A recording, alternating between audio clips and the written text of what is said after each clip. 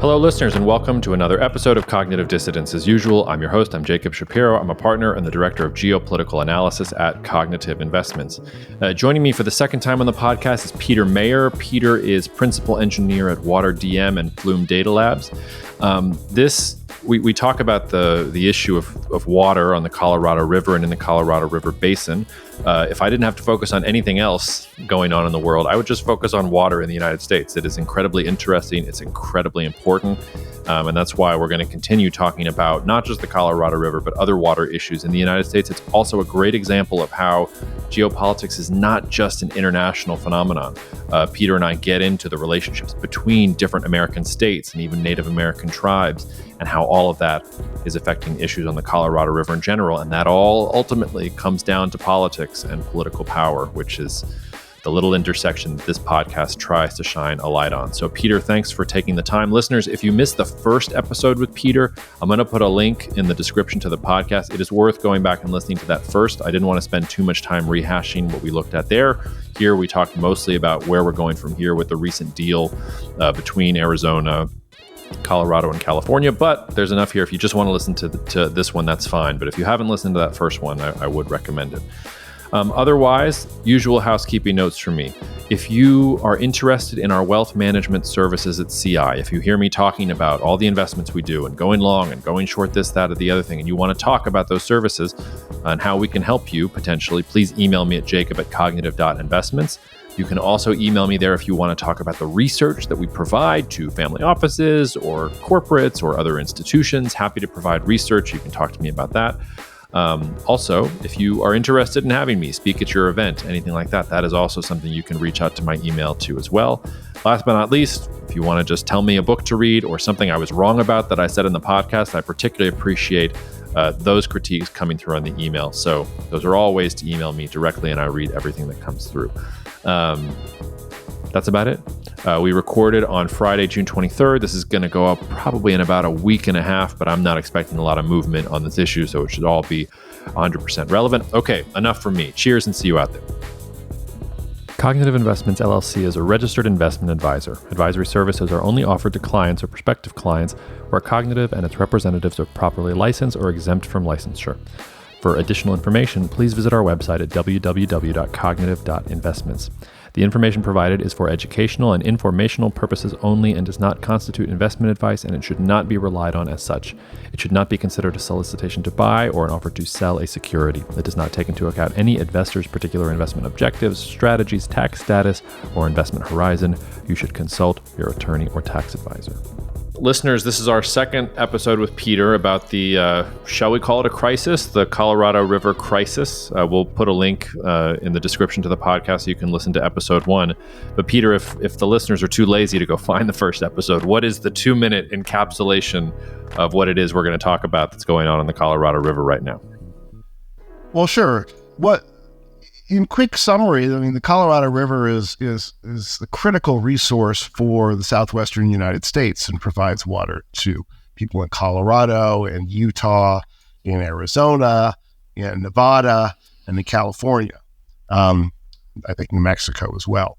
It's an essential resource. About 60 million people depend upon it. The crisis has occurred because the original assumption is that there was about 20 million acre feet of water that was carried in the Colorado each year. Acre foot is a measurement of water. It's about 325,000 gallons per acre foot.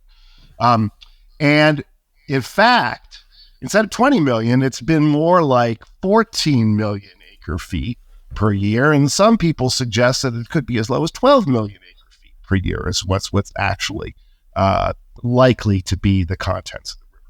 And so essentially they carved up 20 million acre feet and people started using water.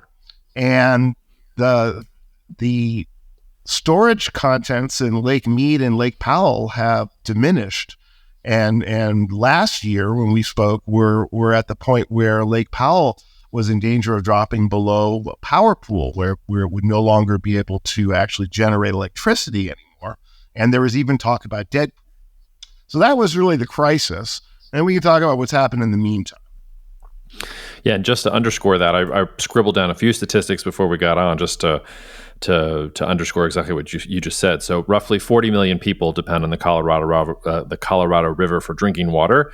It irrigates 5.5 million acres of farmland. It's 15% of the farmland in the United States. It irrigates 90% of the winter vegetables that we get here in the United States. So if you like your Caesar salad in the winter, this is something that probably matters to you too. And maybe most shocking to me, about half of that water is used as feed for livestock in general.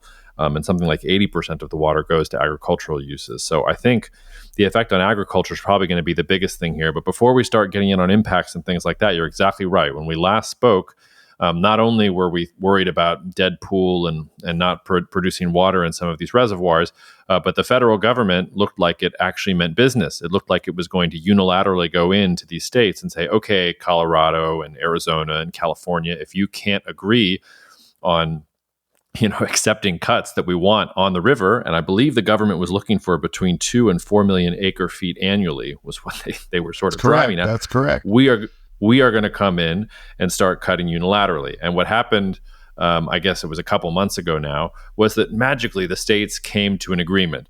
But maybe I'll just set you up there to say the agreement. I don't know. Like once you start to actually look at the details, it's a little bit underwhelming. Yes, I mean, the agreement is for about 1 million acre feet per year of cuts for the next 3 years. It would be a total of about 3 million acre feet, whereas what the federal government had asked for was between 2 and 4 million acre feet per year. So over the same period of time, they would be looking for more like 6 to 12 million acre feet in cuts, as opposed to the 3 million that have been offered. Not a particularly heartwarming point of view. And all of this expires in 2026. So by the time we get to 2026, all this goes away, right? Yeah, and 2026 is a critical date because that's when there is essentially a new agreement that would come into place. And that new agreement is the operating agreement for the river. Is basically how the river will be divided up based on different flows and reservoir elevations. And that the federal government just announced about a month ago the opening of the negotiation period for this new agreement. And so now, between now and 2026, we're operating under the old agreement and the potential cuts that we just talked about after 2026. Then, assuming they can reach agreement, then there would be a new arrangement put into place. So the next few years will be an intense period of negotiation, fairly fraught, depending on what happens with the hydrology. Well, and also, I mean, correct me if I'm wrong here. So we're going to do this negotiation over the next 3 years. The last time you were on the podcast, you talked about some of your experience in water legal battles and things like that. And I mean, if memory serves, it was taking 9-10 years to resolve some of these legal battles. So we're just going to magically figure this out in 3 years? That seems completely unrealistic to me. Well, what we talked about last time was a Supreme Court case. So if someone were to file a court case, yes, then we could be looking at 5, 10, 15 years type of a thing, depending on the situation. A negotiation is very different, though. And 3 years is a reasonable amount of time for the parties to come to agreement. The problem, as I see it, though, is what will happen with the intervening hydrology. So this winter, what just happened was extremely wet and snow-filled winter, particularly in California, and the Sierras had absolutely record snowpack. So California's water supply system includes water that comes from the State Water Project from the Sierras and the Colorado River. And so when they have so much more water coming from the state water supply system, it does take some pressure off the Colorado River. So that's a very helpful thing. The other thing that's helpful is that the winter in the West, in Colorado and Utah, was also very big. Record in some places like Utah.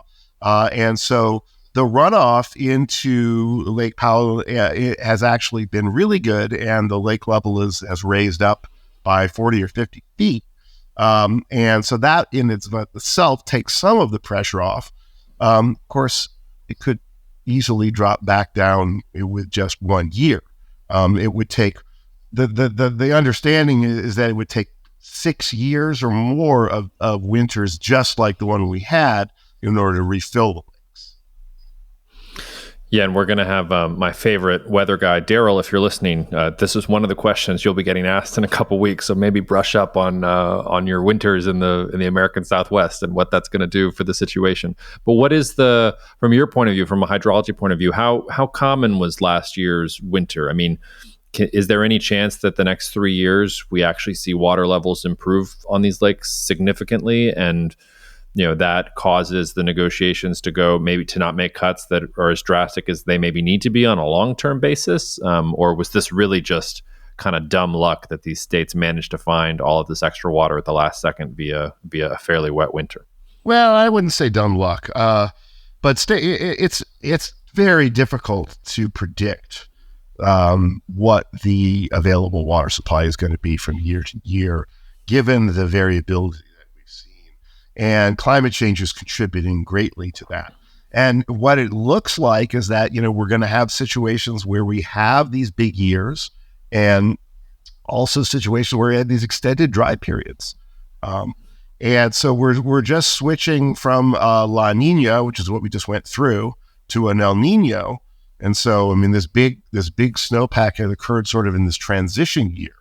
The question I'd be interested for your guest, your weather expert, is what does it mean in the Southwest when we have a strong El Nino? Because that's what it looks like is going to happen.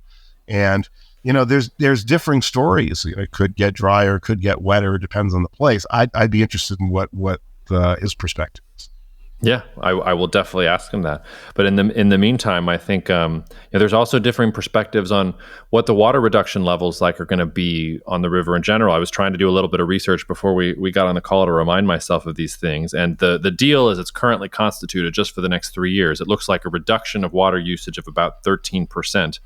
I found one study that said they're expecting reduction of Colorado River flow of 20% over the next 30 years based on climate change. And I found things kind of all over the place. Where do you fall on that? Do you think we're going to see decrease in flow in the Colorado River, and over what time scale do you think it might happen? Accepting that, we're trying to do the impossible here in predicting water flows in the Colorado River. Well, I think we have a pretty good idea of what's happening, and they are being reduced, and we need to plan for them to be. And then we need, and then when something like this past winter occurs, we can take that bounty and store it and use it later.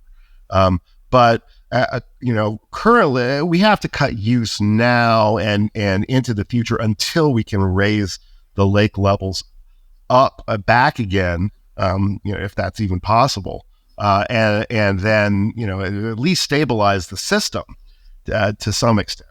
I think truly the long-term perspective is going to be some form of stabilization based on cuts largely in the lower basin, and then it's going to have to become more of a hydrology-based system where there'll be some guarantees year to year in the lower basin, but much less, and it'll have to be the allocations will likely have to be based more on what Mother Nature is providing.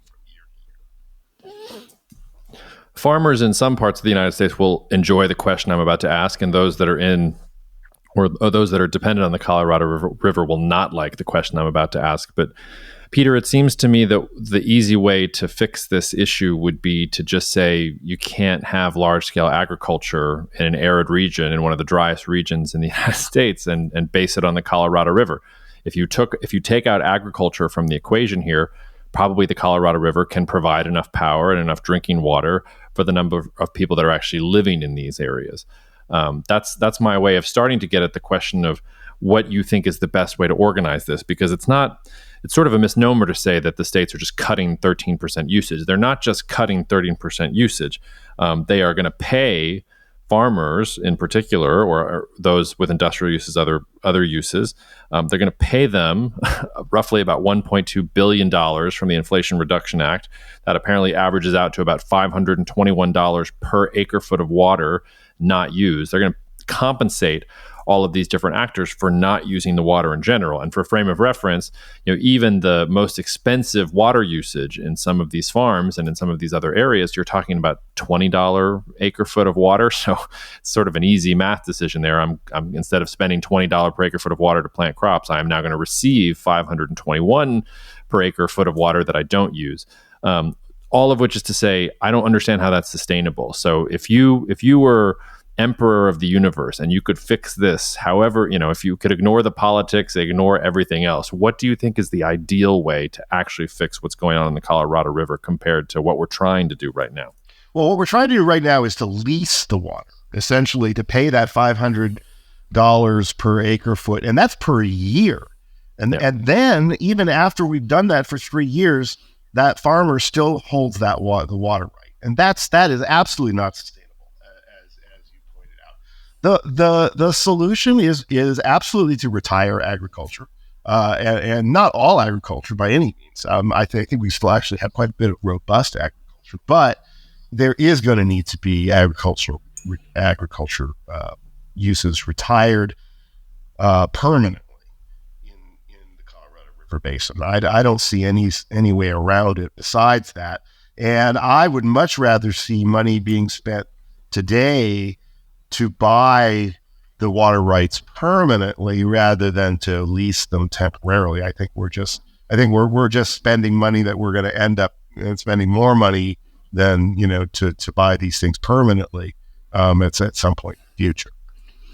Well, and I feel like this entire episode shows how unplanned or how all over the place the United States government is with this situation. Because when we spoke last, it was earlier this year, I think. But the last time we spoke, I really thought the federal government was going to come in here and have to make some very unpopular decisions. But then you have the very wet winter combined with apparently there's a couple billion there just waiting in the Inflation Reduction Act.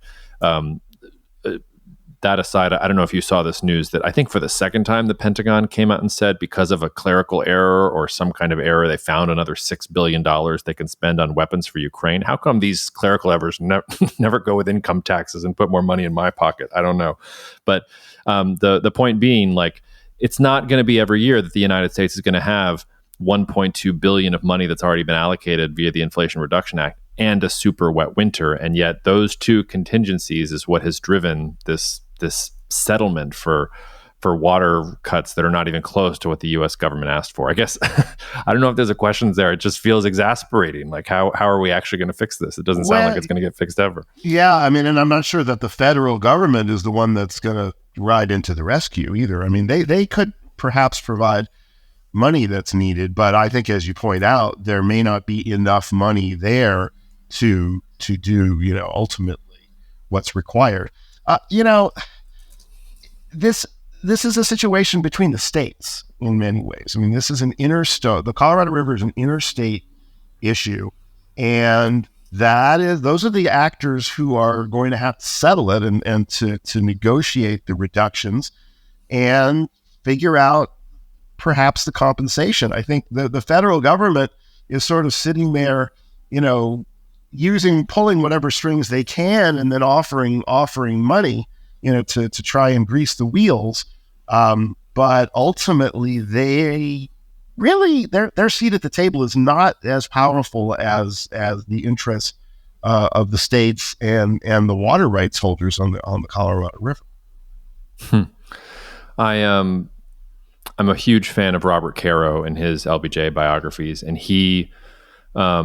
I think he has a really good way of talking about big government in a non-ideological way, which is he basically talks about how, even the staunchest libertarians in the United States realized in the 1920s and 1930s that some things were too big for the states or some things were too big for local communities. So if we think about rural electrification, the United States government had to intervene there because if you had just left it up to the market, if you had just let things go without the federal government intervening, you would have never had rural electrification. The modern day version of this conversation is about, high-speed internet access in rural communities.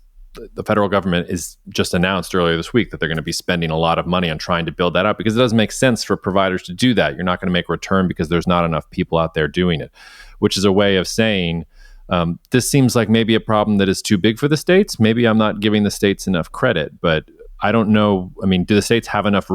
California maybe, but do Arizona and Colorado have the resources necessary to compensate the interests that are going to be hurt by making the cuts on the Colorado River that you actually have to make it sustainable? That's a good question. I mean, it really depends how things are structured. But you also have to understand what's going on with the federal government is that they are trying to avoid everyone, and they understand that if this goes to the Supreme Court, then everything gets delayed. The whole system could crash. I mean, it becomes a situation that could be potentially untenable, or and in ways that nobody has considered. So their primary interest is to nudge things along and to help the states reach the agreement. Now, the compensation is one of the issues. It's interesting to think of to consider the two proposals that the Fed's put out there, sort of bracketing the negotiations. One proposal was to follow prior appropriation, the existing rules of the Colorado River, which would grant California the senior water right in the lower basin, and cuts would be taken largely by Arizona. That proposal is anathema essentially to Arizona and to Nevada. The upper basin is much more agnostic because they're not impacted. The other proposal on the other side was the cut should be proportional, based on on your allocation of the river, not on your seniority. And that's much more what Arizona would like, because that allows them to maintain their water supply. California takes a much larger portion of the cuts under that scenario. So those are kind of the two extremes. And where we're going to end up is going to be somewhere in the middle, probably closer to the Arizona solution than the California one, if I had to guess, just because I doubt, well, I don't know. I mean, how it really comes to how deep of cuts is Arizona going to sustain. That ultimately is I think where the rubber hits the road. It's California versus Arizona. The Nevada component is quite small.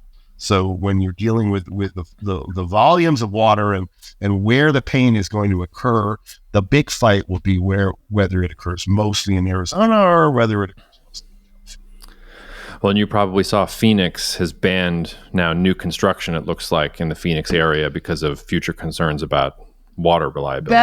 That's actually only in one particular area. So outside of their groundwater management zones, they have their very particular rules. And the development that you're thinking of was had a water purchasing agreement from Scottsdale, to have water delivered, and it was in Scottsdale said, no, we're not going to do this anymore. Essentially, really, and so they're going to get water from another location. It's going to limit some growth, but not necessarily in Phoenix. Phoenix actually considers that they have ample supply for additional growth.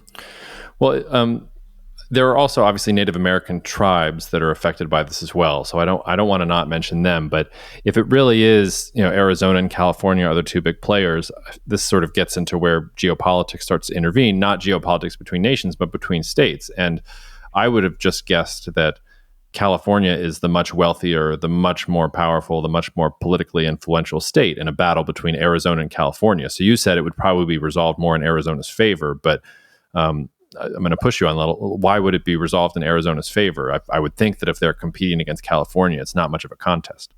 I would agree with you, but will become an existential fight for Arizona because they are so reliant on the Colorado River water. So it really will become a question of California ag versus Arizona urban, and that's where the federal government will come in, I predict, and that's where money will flow. to ensure that the urban that you don't have a depopulation. Yeah. What because we're talking now about states and about the federal government, and you mentioned the sort of threat of Supreme Court action or legal action like that could, take us many, many years down the road to where the river's dried up while we're still arguing about this in a court somewhere halfway across the country. Does it have to come from the states, though? Can one farmer lodge a protest against something being taken away from them that will make it to the Supreme Court? Is that one of the reasons that you have to figure this out from a legal basis, because you can't just confiscate land because it opens you up to all of those different legal rabbit holes? Yes. I mean, so maybe not one farmer, but let's say the Imperial Irrigation District in California, which holds the largest water right, agricultural water right on the Colorado River. I mean, they could be a party, certainly, to a lawsuit. So yes, many actors and uses and considerations are come into play. It is a high wire balancing act within the states and between the states. And then you mentioned the tribes, and the tribes' role is much more important now than it ever has been, because they have, there are tribes that actually have settled water rights, so they actually hold water rights, and others that certainly have valid claims. And what we're seeing with tribes in Arizona is that they are entering into agreements to lease their water to urban providers. So essentially, the senior water from the tribes then is paid for it to go to the cities. So, and that is a role, I mean, that I would expect you could see expansion, where you see tribes essentially paid annually for water that they are not taking. In a similar way that you could see farmers paid also to fallow farms, crops, and to allow water to flow it down. Now, that hasn't occurred much in the upper basin yet. They considered the concepts of demand management and fallowing, and it really hasn't gone anywhere. And there are lots of questions. So the whole role of the upper basin in this is still remains a big question, and that's a place perhaps where the federal government could step in to say to the upper basin, okay, we're not going to support any additional withdrawals from the Colorado River. So what you have now is what you're going to get, essentially, because most of the upper basin states still have their eye on additional water supply. So, and that remains a very open question. Forgive the dumb question. Which states are upper basin? So upper basin would be Colorado and Wyoming and Utah. Those are the states where that are headwaters states, essentially. And they also use water from the Colorado, particularly Colorado is the largest user in the basin, but all of those states use it, and then eventually through a whole an elaborate network of rivers, that eventually forms into the single river, the Colorado, and then that flows into Lake Powell, and the flows into Lake Powell are considered the contributions of the upper basin to the lower basin. Can you imagine scenarios in which, like, Utah and Wyoming will make some deal with California to support California's negotiating tactics for some other concessions down the road, or is that a little too Game of Thronesy? I many things are possible, but in general, I think what you will see is the upper basin trying to stick together and the lower basin. The upper basin trying to stick together against the lower basin. The lower basin might look to the upper basin, but there could be fights within the lower basin before they look upstream. I'm not sure. That's I have no idea what the legal strategy might be. I don't see good legal strategy in a lawsuit from any of the interested parties. I think once it goes to the courts, then there could be no money. You could lose water, without getting any compensation. So if you're someone that has water rights in the lower basin, and you're thinking, well, I'd like to keep my water, but if I can't keep my water, I'd at least like to get paid for it. I think avoiding a lawsuit is also in your interest. Yeah, the only heartening thing, which I use that word relatively, you've said so far to me in this conversation, is that it sounds like legal action by any actor is mutually assured destruction. Because if this gets into the courts, it's, like I said, by the time we actually get to some kind of resolution, we might not have much of a Colorado River to be talking about here, or at least, thinking about water withdrawals from that region. So maybe there is some reason for these states and for all these interests to get to the negotiating table, because if they spend their time in court for the next 10 years, things are probably that dire. But I guess that's where I would turn for the last part of our conversation, which is, what does this look like over the next 10 years? And I know it's impossible to think about that, but where do you think we go from here? Do you think that it's relatively non-dramatic, and just in 2026 we'll get to the end of the negotiating progress, and Arizona will probably get the short end of the stick, but it'll accept it because there's no other choice? Like, how do you think things are going to develop from here? Well, I think it's going to be a very tough negotiation. I think there will be plenty of threats, and I think the federal government will probably have to use its strong arm at moments, perhaps. But I do think that they will eventually come to an agreement. I actually think an agreement is possible. Whether it will be sufficient to match the hydrology is something else. That is a tough question. The lower basin they're used to basically being able to know with some certainty every year how much water supply they're going to have. And that is something that I question to what extent that is going to be able to continue in the future. Maybe they'll be guaranteed some minimum amount annually, and then the amount on top of that would fluctuate from year to year based on the lake levels and the hydrology, something along that order. And then in the upper basin, what's going to happen? That there is, I think, much more of an open question. And there, I think I'm looking to the federal government as well, because there are plenty of water providers that have their eyes on additional Colorado River water based on paper entitlements, not necessarily based on wet water in the river, but all of the upper basin states theoretically have not used their full entitlement of the Colorado River, and they have never agreed that they weren't going to do that. So that's the question, I think, for the upper basin is how much water are they committed to not using in the future, and are there going to be limits in the upper basin as well as limits in the lower basin? What is, and I apologize if this is also a dumb question, but I'm There's just, no. These are not dumb questions at all. This is a very complicated situation.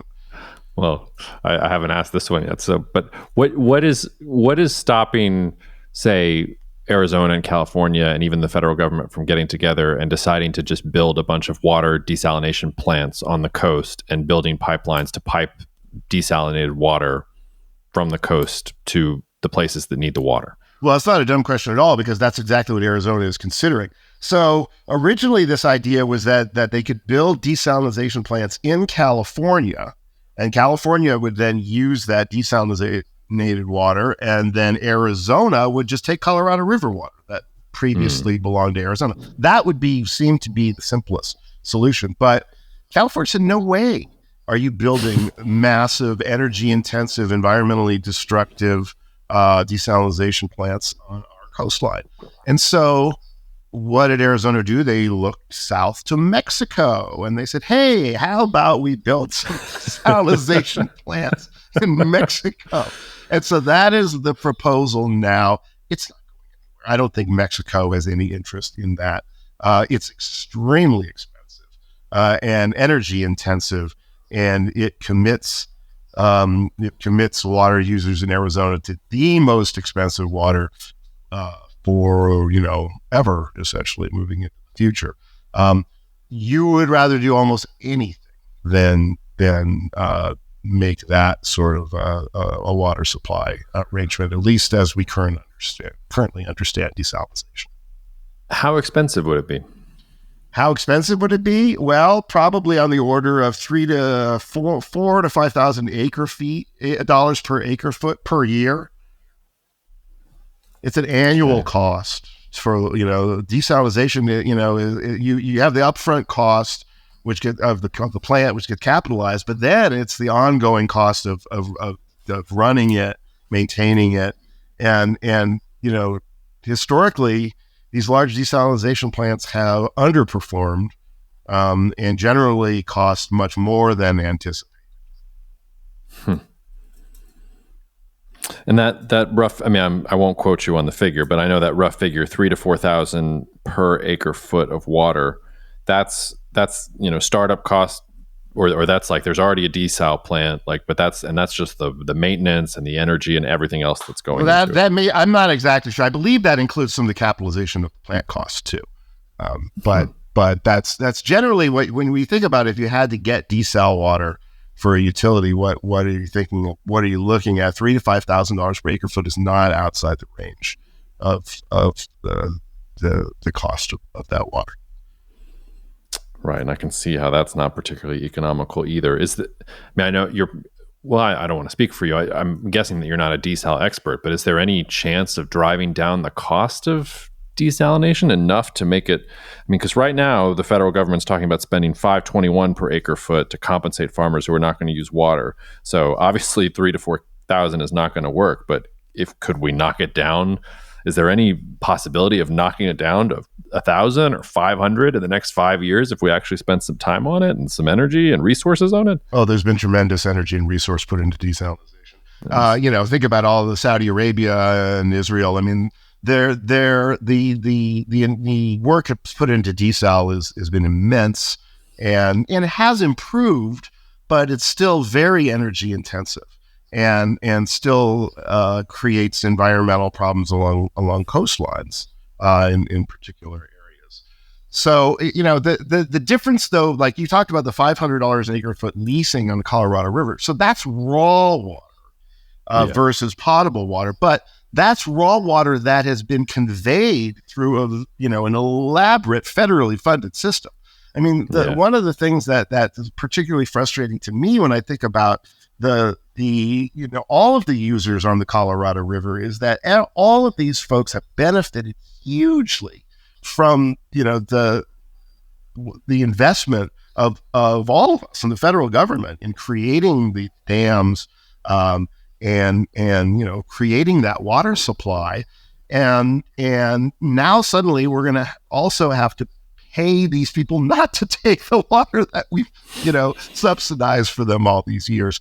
It is frustrating, but it's the world that we live in.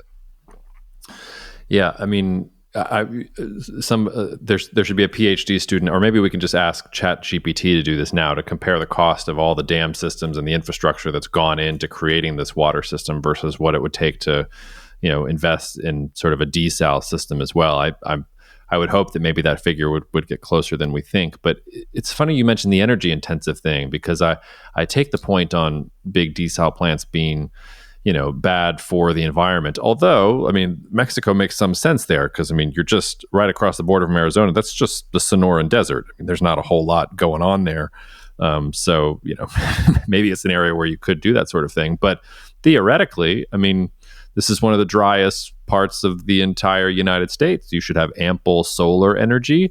The United States is awash in natural gas. Like for a country like the United States, energy should not be the problem here. We could probably drive down the cost of energy to be just about cheaper than anywhere else in the world, I would think. Well, if we're going to use natural gas, then we're just digging the hole even deeper with climate change. If you want to do solar, I mean, again, it's like California didn't want this. Why is Mexico going to accept this? So, I mean, there's many reasons that's not the optimum choice. I would contend let's retire some farmland in California and some farmland in Arizona. Let's move that production to the Midwest and to places where there's more water, and that's it. That's all we got to do. That's your cuts, and your cities need to stay as ultra efficient as possible. They're not going to get any more water, and they need to manage their their growth accordingly. But I do think there is a solution before us. It is going to be painful to agriculture in the Southwest, but I do believe that animal fodder can be grown elsewhere, and that is a much more reasonable, less expensive solution than desalination plants in Mexico. Yeah, or in California, but I mean, the flip side there is, I was in. We're recording here on June 23rd. This is going to come out in about a week and a half. But so about a week ago, I was in North Dakota talking to some Midwestern farmers, and the big thing in the Midwest now is renewable diesel and sustainable air fuel, and EPA things or targets on biofuels and things like that. And you have lots of farmers who are thinking about planting corn and soybeans and things like that to provide biofuels for California. Ironically, of all things, it's California that says they want renewable diesel quotas. So they're going to take all of these soybeans and crush them so that they can have renewable diesel. The point being, though, that if you're right, and I think you are right, especially about the water situation in the Southwest, the question then becomes this really interesting calibration of government policy, which is, well, does the federal government try and tip the scales towards biofuels as it has done with ethanol for a long time? Do we start to have competition between acres for human consumption versus acres for energy production? Is it more cost effective for a Midwestern farmer to plant some of those? Well, I don't know if they could plant some of those winter vegetables that are being grown in Arizona. I mean, that one of the things that jumps out to me is the level of winter vegetables that's coming from this part of the United States, because I don't know that transports as well. But I'll serve it up to you. Where do we go from here as we close out the podcast? Well, we need to reduce water use. I mean, that's the bottom line. I mean, there's not enough water in the system. So if we want to stop the system from collapsing, we have to reduce water use. 50% of the water is being used to grow fodder for animals, crops like alfalfa. I would argue that's where we start. And let's buy the farm if we need to. And let's move that production somewhere else, where there's more water available, and we can maintain production in critical crops such as the winter vegetables and other things. I think that's actually still possible. I don't think we have to completely eliminate ag at all. I think you're talking about a significant cut to what you'll be able to grow for animal feed. But if you were to try to solve the problem entirely with alfalfa, I think there is a way to do it. Do you have a rough figure in your head for what it would take to buy the farms in question? Like how much that would actually cost? I have no idea. And that is a really tough one. So someone was with a better understanding of the economics, and also it kind of depends on the situation of the purchase. I mean, is it a forced sale? Is like, well, you're going to get nothing, or you're going to take this deal, mm-hmm. or is it actually going to be, a highest bidder type of a situation? I don't know how that might play out, but I'm sure that the folks will be well compensated. I mean, they're already being well compensated just for the leases. Yeah, I mean, the Dutch government is going through this right now. So the Dutch government is buying farms because they want to reduce emissions from farmers in the country. And you've probably seen the Dutch farmer protests. In part, I don't want to say they're shortchanging them, but there's a couple of different things going on here. People don't want to sell their land. They don't want to sell their farms. These are usually things that have been in families for generations. And the farming temperament too is not just to do that. It's also about, you can sell a farm, but are you compensating them for, future earnings lost? What are these people supposed to do if they know how to do this? It's not so easy to just go up and set up a farm in another place. It really is a difficult question. So this might be one of the reasons it is such a hard thing, because, I look at this and I say desal plants, and you look at me like I have a hunchback, and then you say, well, let's just buy the farms. And I'm like, all right, well, the Dutch government tried that. They've got massive protests, and where's that money going to come from too? So eventually somebody's going to have to take a hit here, I would think. And you're probably right that it's going to be the American taxpayer somehow, but how and where that happens is still to be determined, it sounds like. Yeah, it'd be nice if you could have water ratepayers actually fund this. There's people whose water supply, is part of this deal. So it certainly makes sense that some of the burden should be on the people who are using the water, and have chosen to live in this place and rely on this water supply. Yeah, although a lot of these people have been around. So, we can say that about whoever settled there. And when was the initial agreement? Like 1922? Like, if somebody's been on a farm for 2 or 3 generations, they didn't choose to live there. They were born there. They were born into the thing. So I don't know. Well, but that's the thing. I'm thinking of people in the cities, and the cities are where the money is. Water flows uphill to money. And so it's the urban sector that will pay to buy the water from the agricultural sector.